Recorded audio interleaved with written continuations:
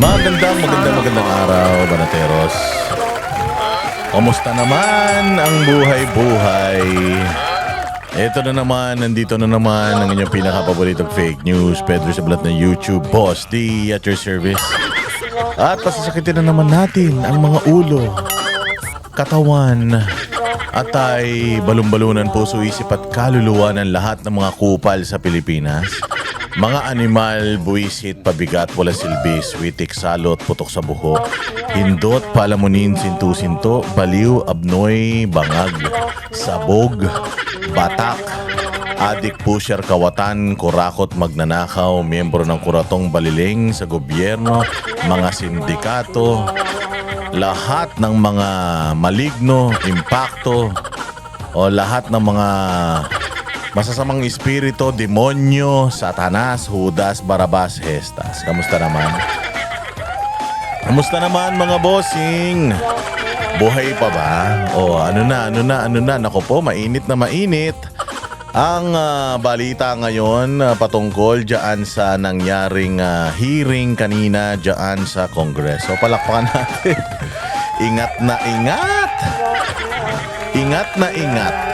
Yung ating mga congressman hindi makaporma. Oo. Naging storytelling yung hearing dyan sa Kongreso kanina. Diyos ko po. Storytelling. Kasi ano ba ang purpose noong hearing na yan? Lagi nating sinasabi, walang kwenta yan. Bakit? Kasi nga, nakapagbotohan na sila eh. Sufficient inform. Nung una, sufficient inform. Yan na. Biglang nagbotohan sila, unanimous. Sufficient in substance. Nagbotohan sila, unanimous. Sufficient in grounds. Nagbotohan sila, unanimous. So, tapos na. Ibig sabihin, lahat sila naniniwala na itong kasi apat yan na complaints. Yung dalawa walay na, yung dalawa natira pa. So yung dalawang complaints na endorsed ng mga congressman at ang complainant niyan ay yung mga pare, ganyan. Ibig sabihin yung dalawang natira lumusot. So anong ibig sabihin nung lumusot? Nagbotohan sila, sufficient informed, substance, and grounds. Therefore, ano yung dapat? Ano yung dapat na gawin nilang susunod na hakbang? Ang susunod na hakbang, dapat dalhin na niyan sa plenaryo, tapos sa plenaryo pagbotohan para magpunta na sa Senado para saan? Para magkaroon na ng hearing na trial na talaga. So ngayon, may mga petisyon na i-file dyan sa Supreme Court. Dahil tila mo lumalagpas na ang Kongreso sa kanilang mandato o sa kanilang dapat na gawin sa patungkol sa impeachment na yan, which is maghanap ng probable cause. Pag nakahanap ka ng probable cause, ibig sabihin or kapag pinagbotohan mo yan ng sufficiency in substance and ground, ibig sabihin meron na siyang probable cause. Ano pa ba ang kailangan nating gawin? Napagbotohan na natin yan. So, ano yung susunod na hakbang? Dali na sa plenaryo, pagbotohan na, tapos dali na yan sa Senado para makapanumpa na yung mga senator judges ng kanilang mga robe na mga kulay purple. Makapagsumpa na sila at ma-hearing na nila yan. Malaman na nila kung may kredibilidad ba yung mga nagsasampa ng demanda, yung mga testigo, may mga kredibilidad ba, hindi ba? So ano pang ginagawa ng Kongreso? Ayan na nga, so nagkaroon ng dahil nga magkakandak daw sila ng mini trial, biglang hindi na daw mini trial. Paano na lang daw yung investigation para daw ma-confirm na talagang may probable cause. Ba't pa kayo nagbotohan? Mga tanga, mga gago, tarantado, inutil. Ba't pa kayo nagbotohan nung una pa lang? Na sufficient in grounds and substance yan. kung maghahanap pa lang pala kayo ng probable cause. Umpisa pa lang, tinitingnan na yan. O, ba't nyo kasi minadali? O, minadali nyo sa loob lamang ng isang araw, sufficient in grounds, sufficient in form. Sa loob lang ng isang araw, sufficient in substance, sufficient in grounds. Oh, so kung sufficient naman pala siya in substance and ground, ano pang ginagawa natin? Para saan pa itong hearing ninyo? O, eto tingnan nyo yung mga nangyari kanina Balikan lang natin yung mga nangyari kanina. Nagpatawag sila dyan ng mga resource person. Nandiyan yung BIR, nandiyan yung COA, nandiyan yung NBI, nandiyan yung kung sino-sino mga ulul ang mga nandiyan. Tapos, ang pinaka-highlight is itong Ramil Madriaga. Siyempre, sabi ko nga sa inyo, it doesn't have to be true. It just has to look like it. It doesn't have to be true. O bakit? Napatunayan ba dyan kanina sa pagbabasa ni Ramil Madriaga ng kanyang affidavit? O napatunayan ba na na nagsasabi ng totoo si Ramil Madriaga o hindi? Hindi nalaman. Nakapanira si Ramil Madriaga, mga bossing. Nakapanira siya. Kasi nabasa niya lahat ng mga kasinungalingan niya. Pero napatunayan ba kung totoo o hindi yung kanyang mga sinasabi diyan? Hindi. Bakit? Bawal ang probing questions. Bawal ang probing questions. O ngayon, tatanungin nyo, ano ba yung ginamit nila kanina? Probing questions and clarificatory questions. Ayan alamin natin kung ano yung difference. Kasi ang mga bossing, ang sinasabi bawal ang probing questions. Lahat dapat nang itatanong mo kay Madriaga para maliwanagan ka lang. Halimbawa, meron kang hindi naintindihan, Ilocano yung nakasulat doon. Para maintindihan mo, ipapatranslate mo lang sa kanya sa Tagalog, clarificatory, kiklear mo lang. Merong malabo, ikaklaruhin mo lang. Halimbawa, sinabi niya, sometime in December. Malabo yun, sometime dapat ang clarificatory questions or question na appropriate doon sa sometime in December, halimbawa, is anong specific na araw nung December? Bakit sometime in December? Kung meron hindi klaro doon sa kanyang affidavit, yun lang yung mga itatanong natin. Kasi hindi naman ito isinulat sa Latin. Yung kanyang yung kanyang testimonya o yung kanyang supplemental affidavit hindi naman isinulat sa lengguaheng Inchik, Hapon, Espanyol. Isinulat naman ito sa salitang Ingles na hindi naman naglagay ng mga komplikadong Ingles. Etong si Ramil Madriaga dyan, self-explanatory naman, straightforward naman yung mga English na ginamit niya dyan. So, anong mga clarificatory questions pa? Yung natin, pag-uusapan natin. Hindi ba merong impeachment? May impeachment na, sufficient in grounds na, gagamitin si Madriaga. Ngayon, ano ang magiging qualifications ni Madriaga? Malalaman mo kung sabi kasi nila, hindi natin pwedeng questionin yung credibility ni Madriaga. Magtatanong lang kayo according doon sa mga nasa testimonya niya. Hindi ka pwedeng mag-probing questions. Hindi mo siya pwedeng questionin yung kanyang credibility kasi trabaho yan ng Senate. Ngayon, even the congressmen are confused. They are confused. Why? Kasi every time they're asking questions, kinakat sila ng Committee on Justice dahil probing questions. Yung kanilang tinatanong, hindi na siya clarificatory questions. Wala ni isa na congressman na nagtanong kay Madriaga na pumasok doon sa kwalifikasyon ng clarification questions only. Halos lahat nag-violate, lahat nagtanong ng probing questions. So, imagine ninyo, probing questions and clarificatory questions, hirap na hirap nga kayong i-distinguish. Tapos, naghihiring pa kayo dyan. Ano bang ibig sabihin? Ang clarificatory questions sa Tagalog ay paglilinaw. Ang purpose, linawin ang sinabi, facts, details, meaning. Anong ibig sabihin nito? Halimbawa, sinabi mo, ukininam. Anong ibig sabihin ng ukininam? O, di ba? Halimbawa, sinabi mo doon, yawa. Anong ibig sabihin ng yawa? O, hindi ba? Detalye. Aalamin mo. Ang goal nito ay make statements clear, complete, and accurate. Accurate. O, kailangan maging accurate. Meron ba ni isang congressman ang nagtanong kay Ramil Madriaga ng sometime in December? Hindi yun klaro. Pag sinabi mong sometime in December, pwedeng 1, 2, 3 hanggang 31. Pokin ang ina niyan. Anong klaseng yan? Anong klaseng testimonya yan? Tarantado rin yung abogado niyan. Pinayagan yan. So, hapsyaw, halihaw. Nanguhula lang siya. Sometime in December, hindi man lang second week ng December, third week ng December, para at least 7 days lang yung coverage. Hindi eh. Sometime in a specific month. Putsang ina, dapat yun kaklaruhin mo.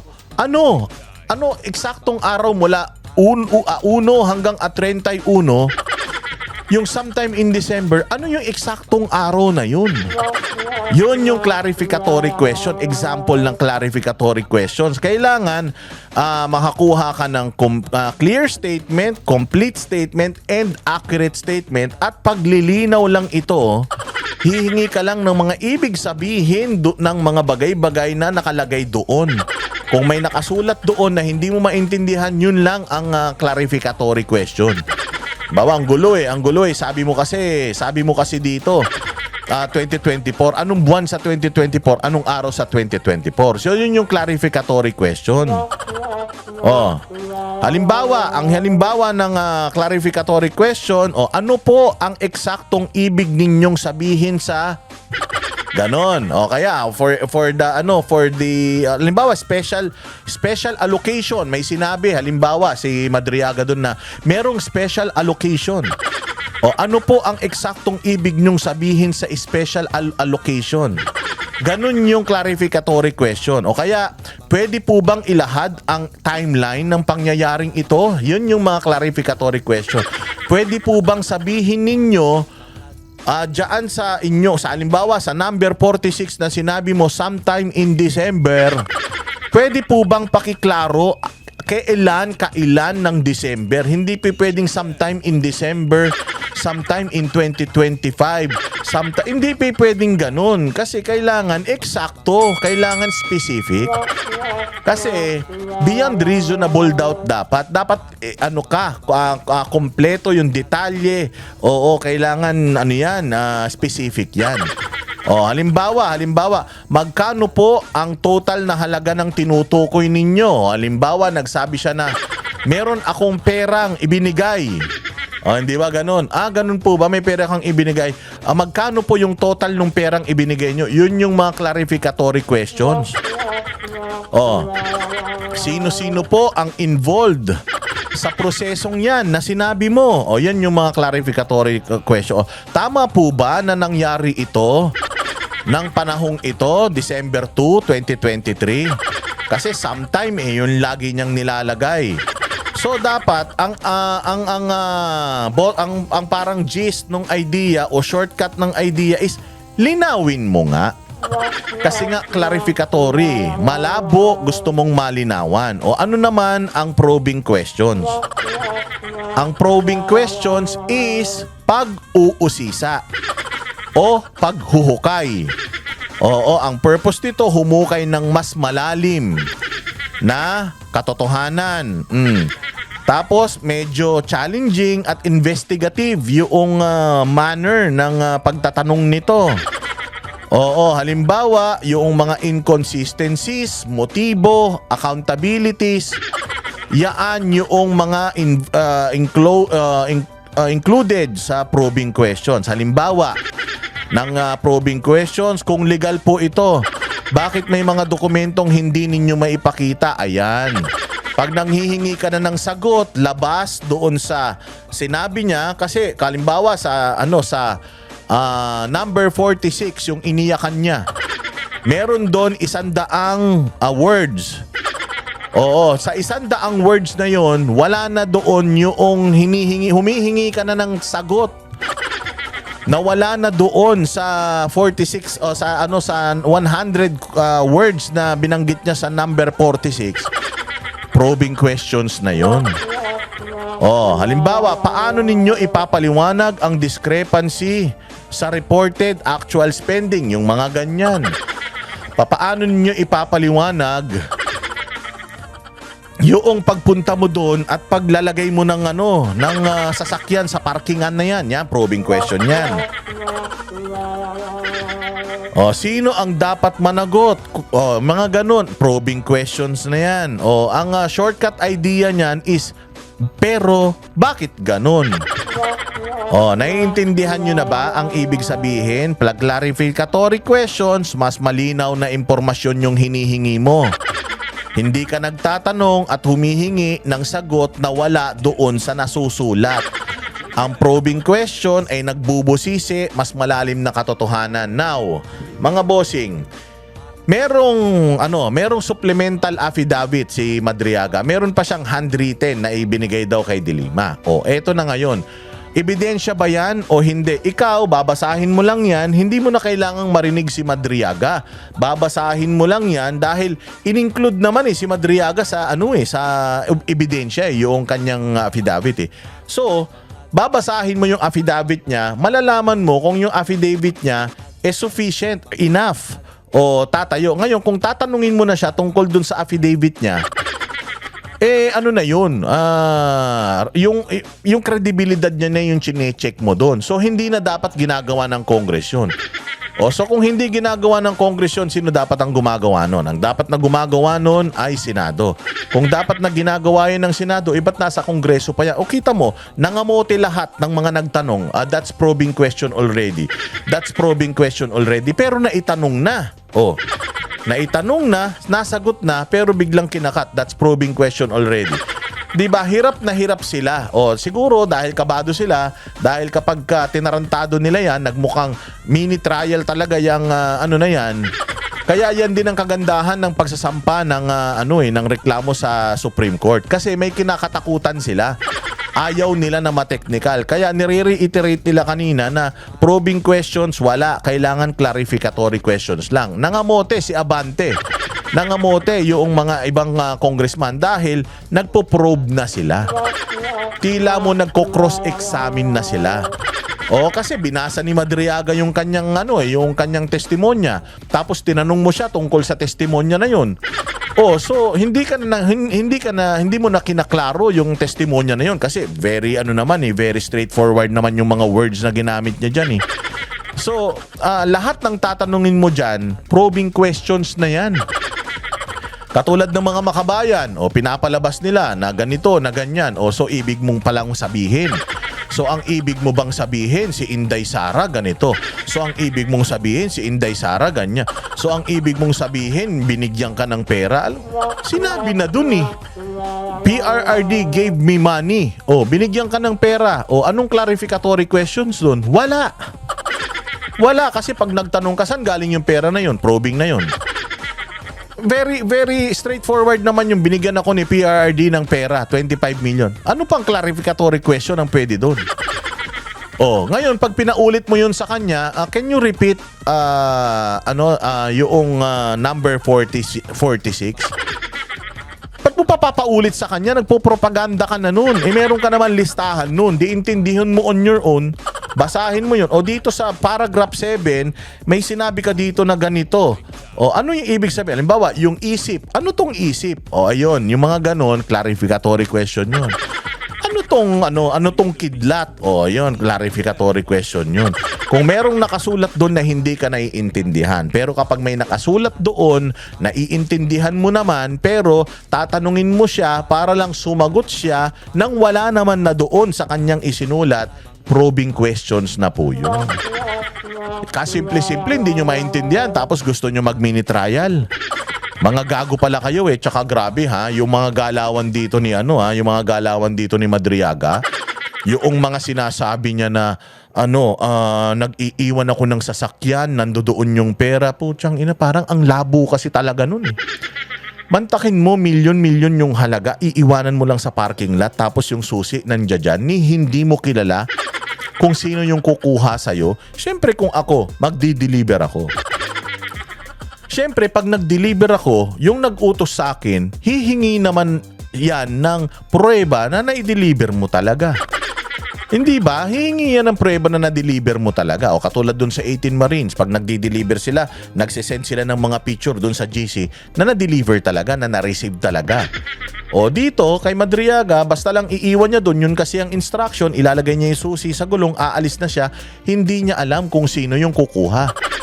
Papaano kung yung kumuha nun, hindi naman yung talagang dapat makakuha nun, wala ka ng hindi ka na nag-aalala. O papaano kung halimbawa tumawag sa'yo, o tumawag ka, sir, na-deliver ko na, ganun ba? Okay, thank you very much.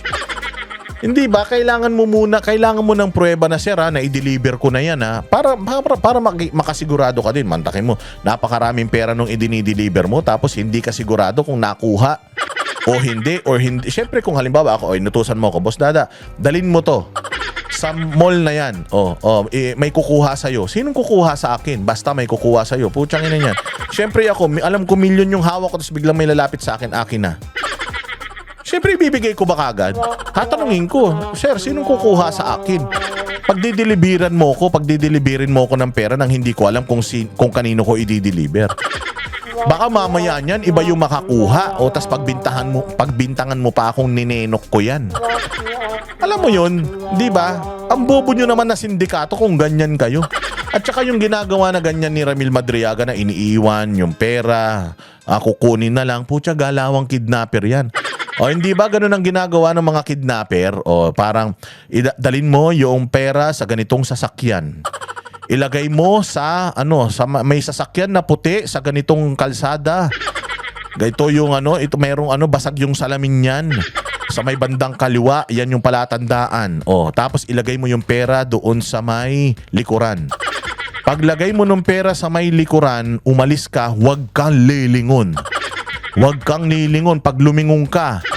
Huwag kang magsusumbong sa pulis. Di ba ganyan yung mga kidnapper? So yung mga ginagawa ni Madriaga na iiwanan sa sasakyan, ilalagay yung susi sa sa gulong, tas aalis na siya. Hindi niya alam kung nakuha o hindi. Basta nakita lang niya may sumakay na tao doon, hindi man lang niya kinumpronta. Puta, katarantaduhan yun. Kabubuhan yun. Gagawa na rin lang tayo ng illegal tama? O gagawa tayo ng illegal. Ako si Pangulong Duterte, inutusan kita magdala. Ako si Inday Sara, inutusan kita magdala ka ng pera kay ganito. Syempre, sisiguraduhin mo na nakuha talaga ni nung pagdadalan mo ng pera. Putsang ina, sindikato nga tayo So syempre magkakakilala tayo. Magkakakampi tayo. Paano hindi mo kilala kung kanino mo ibinibigay yung mga pera? Pero kapag kakaibigan ni Pangulong Duterte o tao ni Inday Sara, sila Kernel ganito, sila Kernel ganyan, sigurado siya, nagpunta ako doon, sakay ako ng ganitong sasakyan, tapos dumating siya, hinarap ako, tapos binigyan ko ng ganito. Pero kapag magkano yung perang ibinigay? Ganito, dalawang backpack. Yung pera nakalagay sa clear na plastic. Pagkatapos iniwan ko sa may parkingan. Iniwan ko yung susi sa binigyan ka na ng instruction na iwan mo yung susi sa ganito. Pucha, ang gumagawa lang nun, pucha, kidnapper. Sabi ko, tayo na to si Madriaga, nanonood ng kung ano-anong pelikula tong ulol na to Kaya ang dami pang mga inconsistencies dito sa kanyang kaya inexpose naman na yan ni Paulo Panelo, yung mga katarantaduhan diyan, pero nilabas pa rin nila ito, pinabasa pa rin nila to kay Madriaga. Hindi naman nila kinonfirm kung meron ka bang ebidensya ito sa sinasabi mo na to. Wala, as in, sulat lang. Tapos yung mga ebidensyang pinapakita niya, picture. Close ba kayo ni Inday Sara? Opo, close kami. Paano mo sasabihin close kayo? Eto po, meron po siyang picture, binabati niya ako ng birthday. Gago. Picture, may papel, tas may pangalan mo. Putang ina, kung close kayo nun, pumunta yun sa birthday mo, binati ka nun personal. Or at least man lang, happy birthday na video man lang. Kasi ako, ganun, pag birthday ko, si Mayor Baste, babatiin ako. At kung sino pang mga politiko na mga kakilala ako. Hindi ko sinasabing kaibigan ako, kaibigan ko, pero kakilala ako. Si Inday Sara, meron siyang video na pinost ko nga kanina lang na, Boss Dada, happy birthday, salamat sa ganito, ganyan. So kung meron ba si Inday Sara na pagbati sa akin na ganun, pwede ko na bang i-claim na close kami? Halos lahat ng mga fanatic ni Inday Sara nagre-request ng video greeting. It's a pleasure na magkaroon ka ng video greeting. Buti nga ako, video greeting, hindi ko kiniklaim na close kami ni Inday Sara. Nai-interview namin si Inday Sara. Kasama pa namin si Inday Sara sa Tapang at Malasakit, kami ni Banat Bay. Pero we never claimed na may access kami kay Inday Sara. We never claimed na kaibigan kami ni Inday Sara. Sabi ko nga sa inyo, ini-interview namin siya sa Tapang at Malasakit. Pumunta kami sa Davao dahil yung misa sa Davao na dadaluhan niya noong anibersaryo ng pagpapadala kay Pangulong Duterte, pag-kidnap kay Pangulong Duterte. Pagdating ko doon, pumunta ako, si Inday Sara, kasama yung katabi niya si Kong Ungab. Kung close kami ni Inday Sara, pupunta ako doon sa tabi niya, uupo ako. Binabati niya na ako ng video na i-interview namin siya. Tapos pinapatawag niya kami, nakakausap niya kami, nakakapagpa-picture kami sa kanya. But hindi ako nagki-claim na banateros ako. Matagal na kaming mga kilala ng mga Duterte. Kumpare ko pa si Mayor Baste, kaibigan pa namin yung kapatid ni Pangulong Duterte. Pag nagpupunta kami ng Davao, si Pangulong Duterte nagpapasarayan ng e-lounge para lang makapagkwentuhan kami. But we never claimed na kaibigan, personal, na may connection kami sa kanila. Tumabi ako kay Inday Sara. Hindi, nagpunta ako dun sa side ng media at saka ng vlogger. Nung nakita ako ganyan ni Inday Sara, nakatingin lang ako sa kanya. Nakita niya ako, siguro naman yung itsura ko nag-iisa. So napangiti siya sa akin. I will never assume and I will never say na ako ni Inday Sara, close kami. Tropa pits kami, ganito kami, rubbing elbows kami. Hindi, kilala lang niya ako. Nakikita niya lang ako, nai-interview namin siya, pero hindi namin i-claim na close kami. Pero ito si Ramil Madriaga, katulad lang din namin siya. Siya ay ang daming mga parallel groups na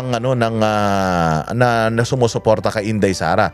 May Maisog New York, Maisog ganito, Maisog ganyan. Meron kung ano-ano, Agila ng ganito, Agila ng ganyan. Kung ano-ano yung mga Ran Sara Ran. Napakadami. At yung mga leaders niyan, sigurado ako, ina-acknowledge ni Inday Sara yung mga leaders na yan. Dahil wala namang sweldo yung mga yan, pero gumawa sila ng movement para suportahan si Inday Sara. Wala ni isa sa mga leaders niyan ang nagsasabi close sila kay Inday Sara. Wala, mga bossing. Sabi ko sa ako, kumpare ko si Mayor Baste. Walang iya, hindi ko kiniklaim na very close kami. Meron pa ring boundary, kahit meron pa rin kaming boundary sa pagitan namin. Dahil nire-respeto mo siya, hindi ko i-claim na tropa kami niyan. Rubbing elbow kami niyan na anytime na may gusto siyang ipagawa sa akin, uutusan niya ako, at anytime na may i-request ako sa kanya, pagbibigyan niya ako. Hindi yun ganun. Anak ng tinapayo. Alam naman natin lahat yan. Lahat yan, yung mga vlogger ni Bongbong Marcos. Na-meet na ba nila si Bongbong Marcos? Hindi pa. Nakapunta sila, one time naimbita sila, naghapunan sila, masasabi mo ba na close sila? Hindi. Maaring ina-acknowledge lang din sila, maaring binabayaran lang sila para mag-vlog, pero close sila? Hindi. Kahit binabayaran sila. Ganun yun. Ilan tong Madriaga na to? Ang daming mong claim. Meron pa siya sinasabi na 24 oras daw silang magkasama. Putang ina, asawa ka? 24 oras kayo magkasama? Puta, hindi na umihi yung tao? Hindi na kumain, hindi na wala sa paningin mo, talagang magkasama kayo 24 oras. So doon pa lang, putsang ina, sabi ko nga, wala na ito. Wala na to, katarantaduhan na ito. Oh, syempre, mas maganda, mapakinggan natin mismo galing sa bibig niya. Yung kanyang mga pinagsasasabi dito sa hearing dyan sa Kongreso. Oh, sabi ko nga sa inyo, ano pa lang yan eh.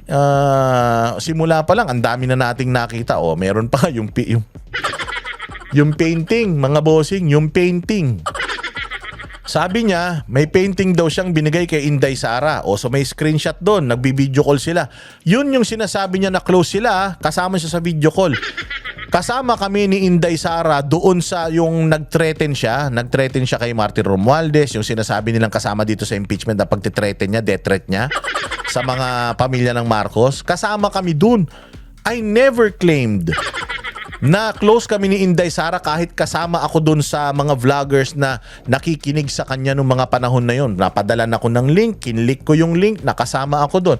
I never claim na close na kami ni Inday Sara dahil kasama ako dun sa vlogger press con niya. Yun, ganun yun eh. Meeting yun eh. Ang dami-dami nyo eh. Buong mundo eh. Ikaw lang ang nagki-claim sa lahat ng mga nandoon sa video na close kayo kay Inday, na close kay Inday. Ikaw lang. Putang ina, special yarn. O eto pa, sabi ni Sendena, may binigay kang painting. Yan bang nasa picture sa likod ni Inday Sara? Yan ba yung painting na binigay mo? Putya, detalyado yung sabi niya. Oo. Yan yung painting na binigay ko. Pinagawa ko yan sa scholar ko sa Laguna. Binigay sa akin at personal na kinuha sa bahay ko ng Office of the Vice President o Office of the Mayor o whatever. Yang painting na yan, putang ina pumiyok. Yung painting pala na yun, ibinigay ng isang bilyonaryo sa Davao. Putang ina niyan. Scholar mo, bilyonaryo, gago. So doon pa lang tarantado na ito eh. Doon pa lang tanga na ito eh. Doon pa lang sinungaling na ito eh. So ano pa? Sabi ko nga sa inyo, falsis uno, falsis omnibus. Ibig sabihin, pag nagsinungaling ka sa isa, wala na, basura na lahat yan. Doon pa lang nahuli na siya eh. Sabi ko nga sa inyo, yung ginamit niya na pangalan sa kanyang unang affidavit, mali pa eh.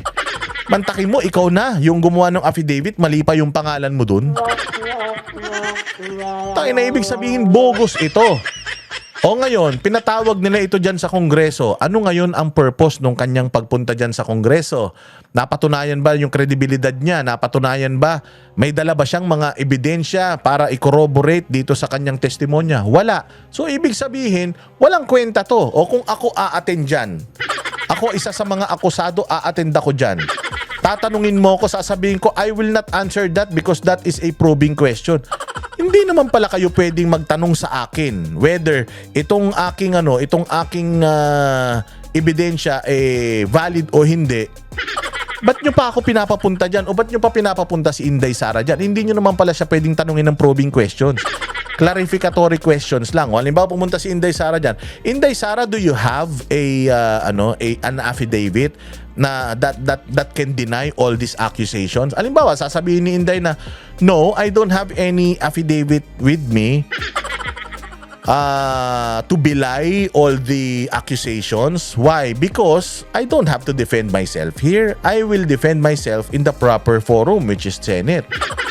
So kung wala akong affidavit na ibibigay sa inyo, wala akong testimonya na ilalapag dito sa Congress, anong itatanong nyo kay Inday Sara? Inday Sara, totoo bang nagnakaw ka? Probing question na yun.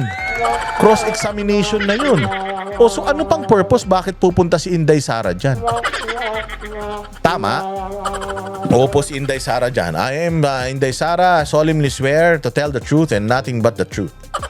Okay, so Inday Sara, sumumpa ka sa taong bayan na ikaw ay maglilingkod ng sapat. Masasabi mo ba na naglingkod ka talaga ng sapat? Anong tawag dun? Probing questions na yun. Kasi kung ang clarificatory questions, katulad ng sinabi ko sa inyo, meron kayong hindi nalilinawan, tatanungin nyo according doon sa ipinasa niya sa inyong dokumento. Kung wala ngang ipinasa si Inday Sara na dokumento para sagutin lahat ng yan, anong itatanong nyo kay Inday? Halimbawa, nakakuha kayo ng salin niya. Okay, doon sa salin niya, meron kayong itatanong sa kanya. Inday Sara, dito sa salin mo nakalagay ganito. Bakit ganyan? O anong tawag doon? Clarificatory question yun? Hindi. Probing question yun. Humihingi ka ng sagot sa kanya na wala naman sa kanyang affidavit. At ang masama nun, wala naman siyang affidavit na ibibigay sa inyo because hindi naman niya ina-acknowledge yung authority niyo over her.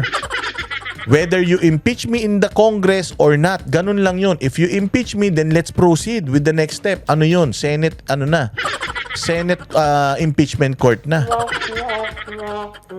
O, di ba? Katulad kanina, si POA, umupo dyan. O, nung pagdating na kay POA, puro probing questions na pwede. Pero kay Madriaga, bawal ang probing questions kasi nga, alam nila na kapag ka ikaw ay humingi ka kay Madriaga, pinajustify mo kay Madriaga lahat ng nakasulat dito, maliligaw siya. Kasi nga, alam nila na gawa-gawa yan eh. O, pakinggan natin para maintindihan nyo yung mga pinagsasabi niyang kabalbalan dito. Number RMNL-22-05157-CR and R-MNL-22-05158 pending before the Regional Trial Court, Branch 21, RTC Manila. 2. On November 29, 2025, I executed an affidavit which was subscribed and sworn to before Attorney Cynthia Biñas Pentonal on the same day. In my affidavit, I narrated my involvement with then President Rodrigo Roa Duterte, PRRD, his daughter Sara Duterte, Sara, other members of their family, and their close associates. More specifically, I provided a personal account of the various works I did for the aforementioned individuals, including campaign and organizing activities, intelligence gathering, and sabotage. Ayan I narrated my involvement with then President Rodrigo Roa Duterte, PRRD, his daughter Sara, other members of their family. Sino yun? It has to be specific. Yan yung sinasabi ko na clarificatory questions. You said here, other members of their family. Who are these members of their family? It has to be specific. If you will show this in the court, the judge will ask you, who are these? Ba't hindi mo pa inilagay dito? Nailagay mo na yung pangalang Rodrigo Roa Duterte, hindi mo pa nailagay yung Sara Duterte, nailagay mo na yung Sara Duterte. Other members of their family, hindi mo nailagay. Bakit? Tinamad ka? Kasi ang target mo lang dito, Rodrigo Roa Duterte at saka Sara. I provided personal account of various works I did for the aforementioned individuals, including campaign, organizing activities, intelligence gathering, and sabotage. Intelligence gathering and sabotage and transportation of large sums of money under the direct instruction of either PRRD or Sara. O, dito tayo.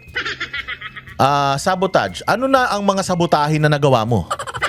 Diba? Yun yung mga tanong eh. Pero probing question kasi yun eh. Matatanong yun sa korte na. Hindi ba? Anong mga sabotahe ang ginawa niya? Ano niya ba rito? Nilista niya rito? Ano yung mga pananabotahe? Halimbawa, nilagyan ko ng tamtax yung upuan ni Bongbong. Nilagari ko yung isang paa, tapos inano ko. Naghukay ako ng lupa, tapos nilagyan ko ng papel, tapos pinalakad ko siya ron. Sabotahe, nadapa siya. Wala. Basta sinabi lang niya na nag-intel gathering ako. Anong intel ang ginagather mo? Hindi ba? Yun yung mga tanong dito na dapat meron siyang ebidensya. Transportation of large sums of money under the direct instructions of either PRRD or Sara. Anong either PRRD or Sara? Direct instructions from PRRD and Sara Duterte. Ganun yun. Either, alinman sa kanila, malabo yun. Kailangan specific. Large sums of money. Large, what do you mean by large sums of money? How much are we talking about? Hindi niya masasabi kung magkano. Kasi nga, pucha, alam na ng mga congressman kung magkailan ng timbang. Kung halimbawa 50 million, alam nila kung ilan timbang. Alam nila yan. Pucha, nagde-deliver yung mga Marines sa kanila. Kaya nga dito, tinan mo, i-compare mo yung kanyang affidavit doon sa affidavit ng Marines. Pag nagbigay ng affidavit yung Marines, merong date, merong oras, may pangalan ng tao, may plate number ng sasakyan, anong kulay ng sasakyan, sino-sino silang magkasama, may picture. Ganun. Pero dito, wala. Oo, nag-organize daw siya ng activities. Okay yun, madali lang yun. Including campaign and organizing activities, madali yan. O may mga pero campaign manager ba siya? Organizing activities, madali yan. O kahit naman sino pwede mag-organize. Pero yung mag-gather ka ng intelligence gathering ng ano? Sabotage, ano na yung mga sinabotahe mo? Transportation of large sums of money under the instructions, galing saan yung pera na yun? Ano yung pera na yun? Para saan yung pera na yun? Yun yung mga at saka may picture ka ba nung mga dinideliver mong pera? Wala. Meron siyang picture nung may fan sign siya. Meron siyang picture nung van na nandoon sa Bicol. Meron siyang video na binibigyan siya ng bandila. Pero wala ni isa video na nagpapakita o picture na kasama siya sa birthday ni Inday Sara. O na birthday niya, nagpunta si Inday Sara. Walang ganun. Paano mo malalaman na close kayo? Malalaman mo na close kayo kapag meron mga special na gathering sa buhay mo na nandoon siya o special gathering sa buhay niya na nandoon ka. Di ba? Wala siyang maipakitang ganun. Ang mga ipinapakita niya is yung, sabi nga niya, nag-o-organize siya ng activities. O sa tingin mo ba, sa dami ng nakakakilala kay Inday Sara at sa dami ng nakakasalamuhan niya, lahat yan kakilala niya, ang galing naman niya. Ang galing naman niya. Kasi ang sinabi dito ni Inday Sara ay hindi ko siya kilala. O hindi ko siya talaga kilala. Wala akong connection sa kanya.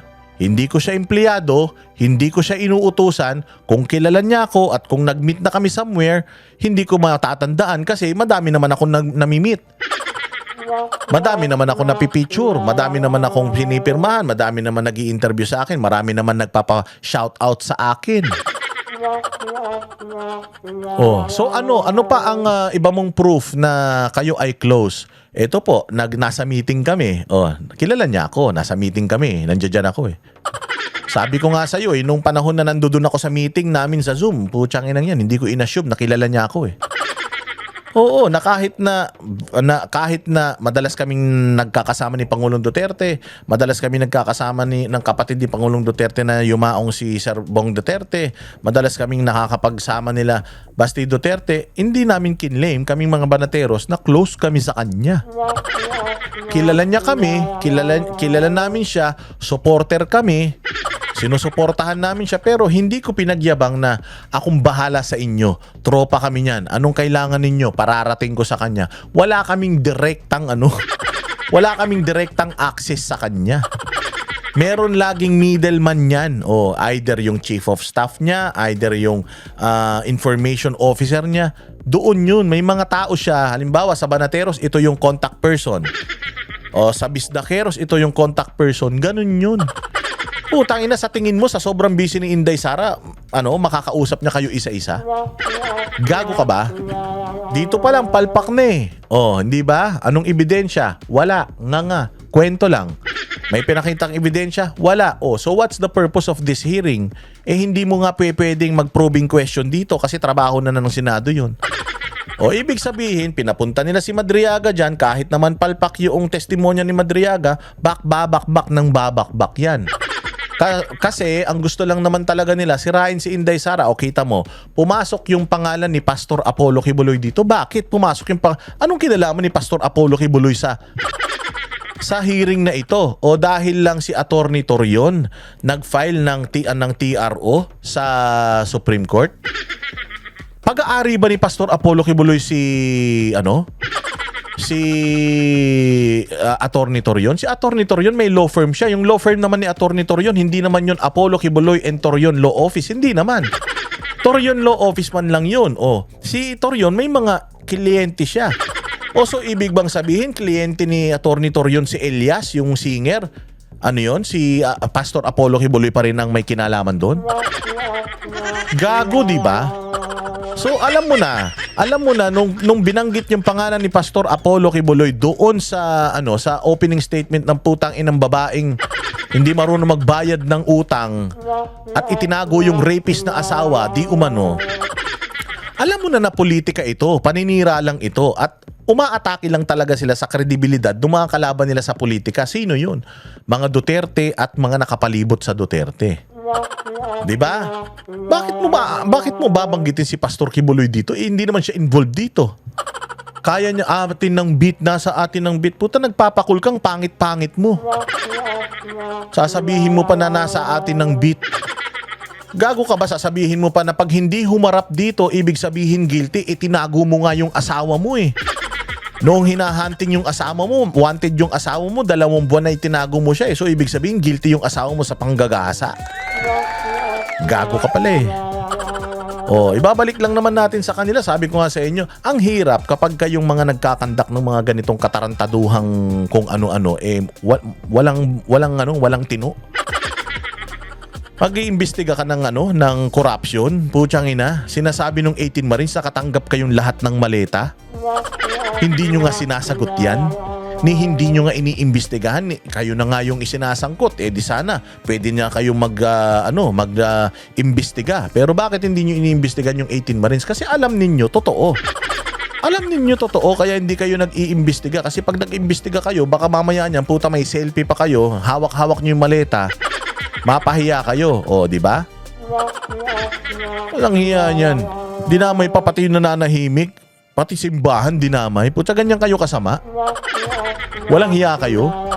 Oh, ano pa? And transportation of large sums of money under the direct instructions of either PRD or SARA. 3. With my consent, my affidavit was submitted and referred to the Office of the Ombudsman through a letter dated December 15, 2025. 4. After I executed my affidavit, I learned that Sarah denied any affiliation with me and that she has no personal or professional relationship with me. Wala siyang relasyon sa'yo. Wala siyang professional and personal relation sa'yo. Hindi kanya empleyado. So wala kayong professional relation. Wala kang proof na may papakita na meron kayong professional relationship. Meron ka lang mga pictures and videos na kasama mo siya na nangangampanya kayo sa kanya. Ang dami naman nangangampanya kay Inday na hindi naman niya kilala. Katulad ng mga netizens. O, kinakampanya ng mga netizens si Inday Sara. Mahal nila si Inday Sara. Kung makapagtanggol sila kay Inday Sara, akala mo kapamilya sila. Pero wag ka, kahit isang beses hindi niya pa namimit. Mahal nila si Inday Sara, they support Inday Sara, but they never claim na meron silang relasyon kay Inday Sara. Obsession ang tawag dyan. Kasi wala kayong professional relationship. Wala kayong professional relationship kasi hindi kanya empleyado and you have no proof na empleyado kanya. Wala. Ano pa? Kaya ang sama ng loob niya kasi dininay siya eh. Patay na patay daw to kay Inday Sara eh. She added that she has never given me any instruction of any kind. 5. I received through my counsel. Any instruction of any kind. Now, sinasabi mo, inuutusan ka niya para kumuha ng pera, magdala ng pera, meron kang pruweba doon. Kasi if you have a proof, pinakita mo na yan dyan. Nagpakita ka ng picture, nagpakita ka ng cheque. Ipinakita mo na yan sana dyan kung alam mo na meron ka. Pero wala eh. Wala. Nga. So ang tanong, may ebidensya ka dyan?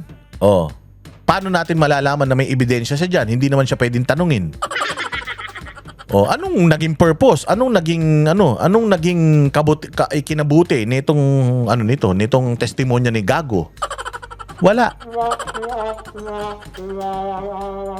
A copy of complaint dated March 4, 2026 filed by Sarah or BP Sarah herself before the Office of the City Prosecutor, Taguig City for perjury. In her complaint, BP Sarah reiterated that she has no personal or professional relationship with me. In fact, prior to the dissemination of the Madriaga affidavit, BP Sara had no recollection of knowing, meeting, or interacting with me. 6. However, her denial of any affiliation with me is absolutely false. She lied under oath in her perjury complaint against me. Hence, I decided to execute a supplemental affidavit providing further details on the narration I made in my previous affidavit with additional accounts of other orders, tasks, or works given to me by either PRD or Sara. Wala siyang ipinakita kahit na text messages, email, audio recording, CCTV camera footage. na inuutusan siya ni Pangulong Duterte at ni Inday Sara. Wala siyang mission order galing kay Inday Sara o kay Pangulong Duterte. Wala siyang mission order. Ni wala siyang payslip. Prueba na sinisweldohan siya ng mga Duterte. How can you prove this in court? How can you prove this in court kung wala ka nitong mga to? O, tinanong pa siya kanina, meron ka bang at least man lang logbook copy na nagpunta ka sa City Hall ng Davao para i-meet mo siya, or appointment letter na nag-meet kayo nung araw na yun? Wala siyang ganun. Kasi kami, kapag pupunta kami ng City Hall, magla-logbook kami. Proof na nagpunta ka ron para if something happens, alam nila kung sino yung mga tao na nandiyan dyan sa lugar na yan. Wala siyang gano'n. Wala ka bang visitor slip man lang? Wala. Wala kang wala ka man lang parang pagkakataon. Akala ko ba close kayo? Kahit isang beses, picture doon sa kanyang opisina diyan sa sa Davao City nung mayor siya, wala ka? Wala. Paano kayo naging close? Kung wala ka man lang nun, anak ng tinapay ka naman, Madriagaw, napakatanga mo naman. Utang ina, sabi ko nga sa inyo, dito pa lang tapos na yan. Or VP Sara. Engagement activities with President Rodrigo Roa Duterte. 7. Prior to the 2016 national elections campaign, I was working for then Congressman Roylo Goles. Working for Congressman Roylo Goles. Meron ka bang company employment? Meron ka bang proof na you are employed by Congressman Roylo Goles? May ID ka ba? ID nga, wala ito eh. Di ba? Putangin na yan. Ayan one of his political officers specializing in intelligence gathering and sabotage operations. Ano na ang mga sinabotahe ni Roylo Goles? At ano yung mga intel gatherings? Ano yung subject ng mga intel gatherings mo? As one of his political officers is specializing in intelligence gathering and sabotage operations, Congressman Goles decided to support the candidacy of PRRD. Hence, he introduced me and endorsed my services to PRRD during their meeting at the latter's residence in Taal Street, Bangkal, Davao City. Around the 2015 or early 2016. Around 2015 or early. Natatandaan mo yung mga detalye? Ipinakilala ka kay Pangulong Duterte, tinanggap niya yung pagpapakilala sa'yo, in-employ ka, hindi mo alam kung kailan eksakto yon, anong araw, anong buwan? Around late 2015 or early 2016. When you say late 2015, December lang ba yan? O November, December? Or October, November, December? Kasi hindi ka sure. Sabi mo pa early 2016, like January ba yan? February? March? Kailan? Oo, kasi naaalala mo si Roylo Goles, naaalala mo ito, pero hindi mo natatandaan kung kailan. Sobrang special nun kung halimbawa ako, nag-apply ako ng trabaho. Natanggap ako sa trabaho. Ngayong araw, ang first day ko ng trabaho, every year, ko yan, isi-celebrate ko yan as my anniversary dito sa trabaho ko. I worked in a corporate company. I worked in a company, private company, for 15 years. Every year, isini-celebrate ko, first year ko ngayon, second year ko ngayon, 10 years na ako ngayon. Alam ko specific kung kailan yung araw na pumasok ako, kung kailan ako nagtrabaho sa kumpanya na ito. Ipinakilala ka ni Roylo Goles kay Pangulong Duterte, hindi mo matandaan kung kailan? Tangina niyan. He mentioned to PRRD that I was previously under detention and that I later survived death row. Katulad nun, sinabi ni Goles na dati kang nasa death row, dati kang nasa detention. Pucha, ni Pangulong Duterte dyan. Hindi pwede kay Pangulong Duterte yan, lalo na ang kaso mo, kidnapping. Puta, hindi pwede kay Pangulong Duterte yan.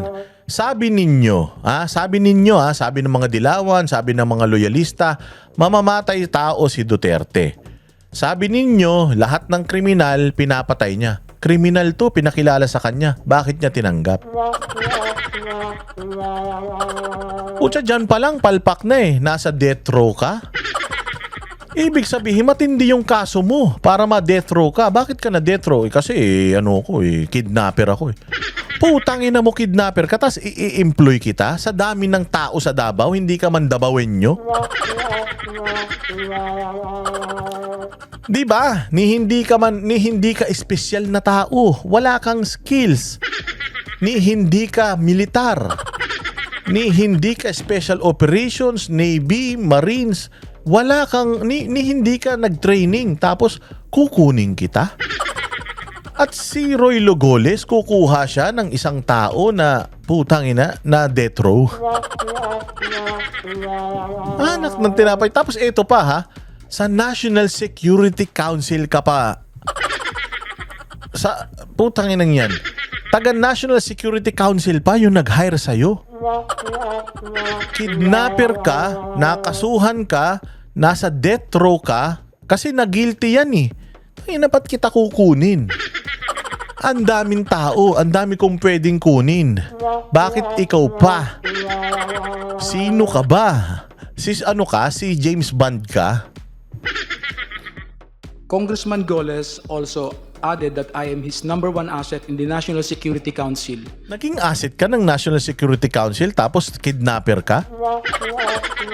Kung asset ka ng National Security Council, ano bang qualifications para maging asset ka ng National Security Council? 'Di ba at least kung intelligence officer ka, intel operative ka. Kailangan kung halimbawa intelligence officer ka for insurgency. Halimbawa, NPA. Dapat dati kang NPA. Tama?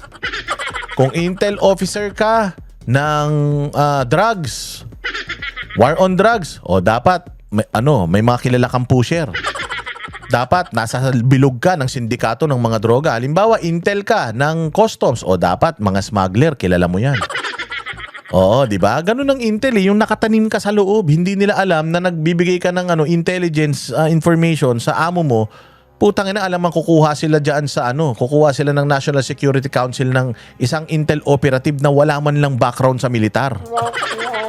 Baka putang ina ang background mo sa militar, C80 lang. O kaya baka Boy Scout ka lang. Anong meron ka? Anong talent mo? Anong special na na meron ka sa buhay?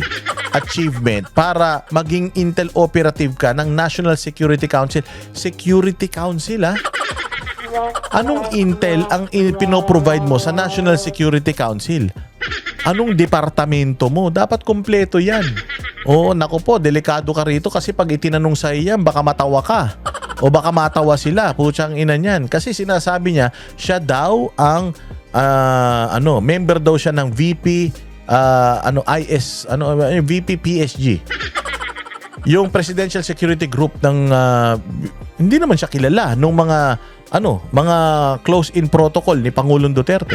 Hindi rin siya kilala ng mga protocol officers ni Inday Sara. Paano naging VP Security Group to? Iisa lang ang taong kilala niya dun. Hindi pa siya kilala nung taong binabantayan niya. Anak ng tinapay. At saka kapag member ka ng VPPSG o kaya member ka ng PSG ng Pangulo, Presidential Security Group, pucha, yun? Grabe yun. Kailangan dati kang militar, dati kang police, dati kang Marines, Navy. Ganun katindi. Kailangan, putang ina, si Zaldi ko nga kukuha ng magdi-deliver lang ng pera Diyan sa mali-maletang pera, gusto niya Marines. Nakita ninyo yung resume ni Guteza kung ano yung mga specialization niya. Combat hand-to-hand, combat close combat expert. Bomb sniffing, bomb disarming, expert in rifle and pistol. May mga ganun. Puta, ito anong specialty ng gagong to? Hindi nga pumasa sa pagkaabugas itong poki ng ina nito. Paano naging Intel National Security Council, Intel Service, poking ina mo ka? Ang inan to sinungaling. during his time as National Security Advisor. 9. When PRRD was elected president, Kong Goles' brother, Ferdinand Goles, was appointed as a member of the Board of Directors for the Basis Conversion and Development Authority, BCDA. On the other hand, PRRD directed me to serve as a counterintelligence agent for the National Security Council. 10. Alam mo, matatawa talaga si Pangulong Duterte dito eh. Counterintelligence? Putang ina, bakit? Ano ka ba? May mga koneksyon ka ba sa terorismo? May alam ka ba tungkol sa Abu Sayyaf, sa Maute, sa ISIS? May alam ka ba tungkol sa New People's Army? Taratado ka? Nakipaglabang ka ba sa naging militar ka man lang ba? Ranger? Tanginan to, no? Sinungaling.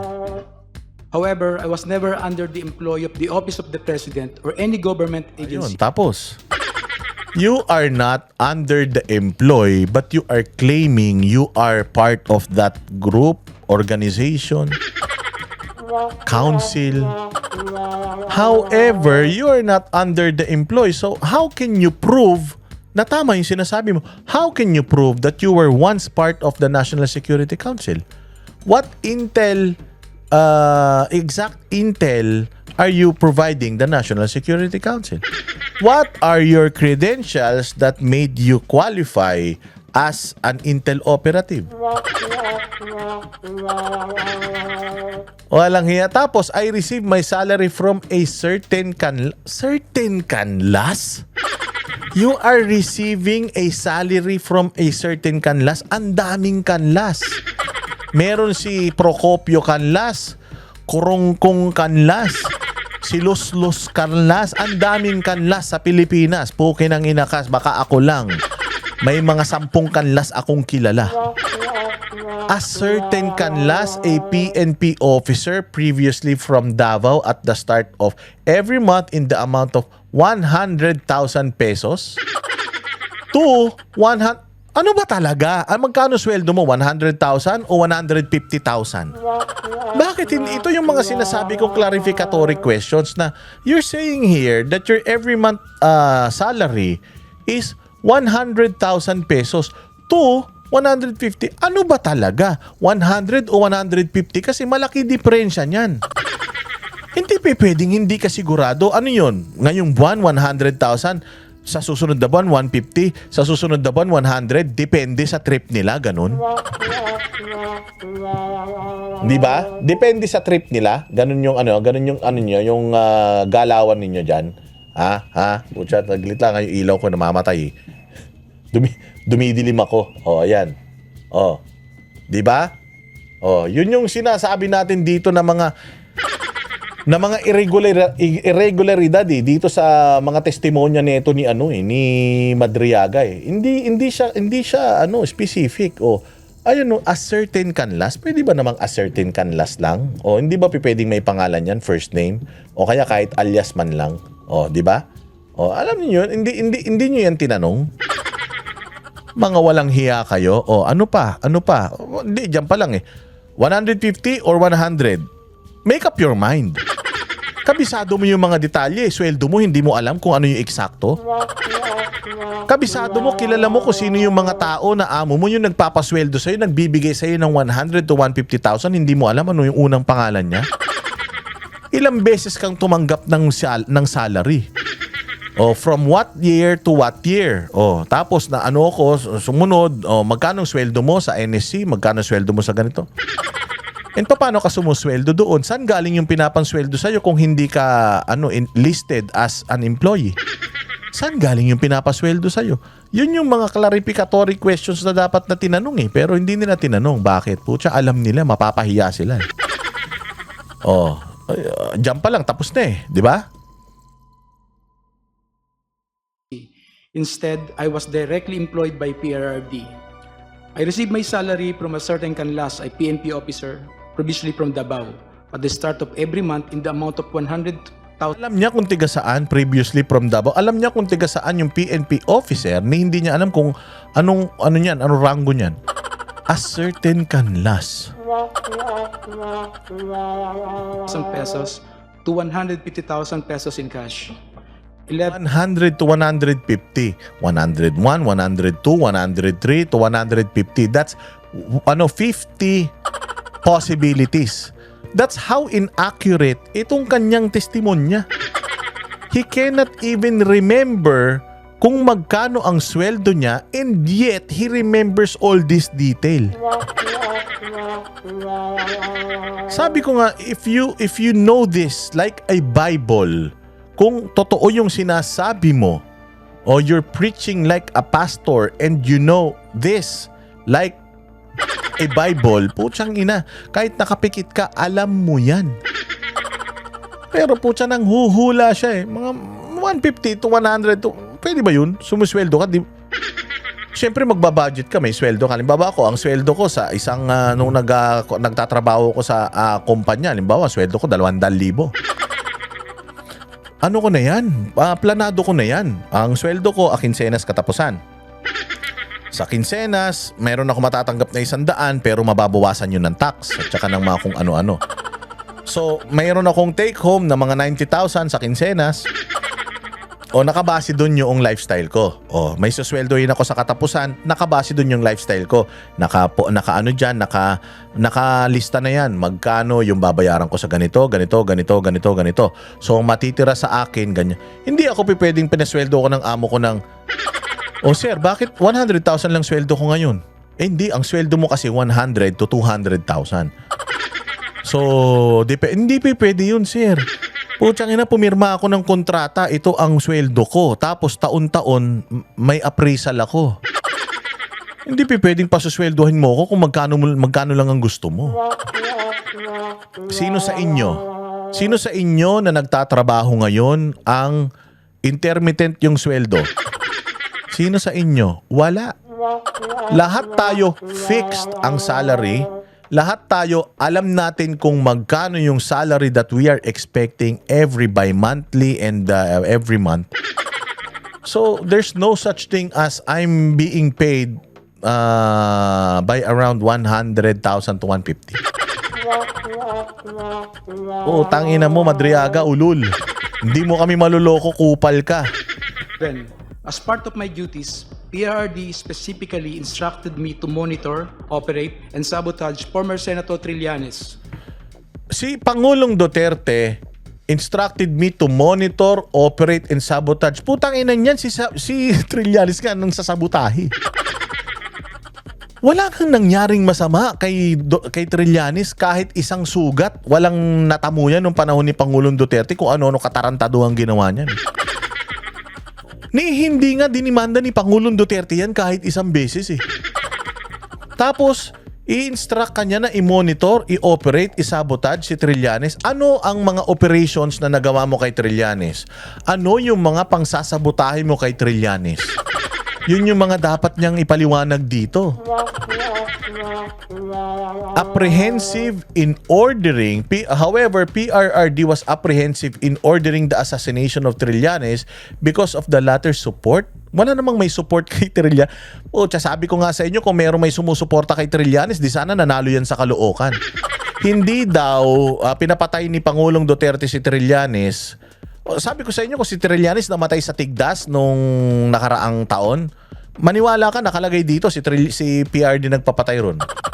Pero buhay eh. Kaya ngayon sabi niya, hindi niya mapapatay si Trillanes kasi may support daw yan sa Armed Forces of the Philippines. Sinusuka yan ng AFP. Ano ka ba? Pinagtatawanan niya ng mga mista niya.